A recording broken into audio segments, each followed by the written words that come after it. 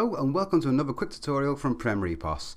Today I'm going to discuss to you some of the security features within our software and how you can actually use them to better secure your software from your staff or any sort of different levels of employment within the company. So we log ourselves into Administrator, go to Settings and Administration, Software Settings, and then what we have here is a security tab up here. So if we click on security, you can now see a massive list here, which you can scroll down here of all the different things and features and functions within the software you may or may not want any of your staff members to access. So just to explain, by default we've put our own in during the installation, but you have a restricted user, a generic user, a supervisor, a manager, or an administrator.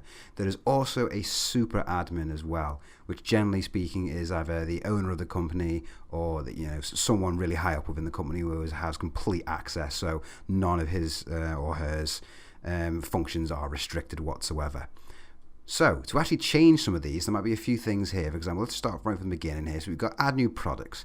There might be certain staff members that you may not want to have the ability to add a new product. You only want, for example, administrators, so not any store managers or supervisors or weekend staff or anything like that. So to restrict them, all you literally need to do is go over to the actual account level here and toggle the switch.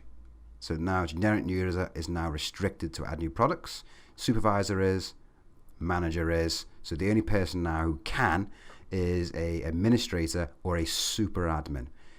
Once you've actually set them all, button down here to submit those restrictions, you click on that like so. It will now spread all those restrictions across all your terminals within the company. So then typically within 15 minutes all the actual new restrictions will be put in place. Now to actually see these actual restrictions based on the account levels of every user, what you can do is you can nip over to users and it will show you here what account levels they actually have. And if you ever need to change them, you can literally click on them like so, change account level, and then you can actually physically change them. So there might be certain staff members who might be on a manager level when they shouldn't be. They should actually be on a supervisor level. So then that way you know, based on what you've placed in the restrictions of the supervisor, what they can and can't do. Thank you very much for watching. I do hope this has been useful. Catch us next time. Thank you.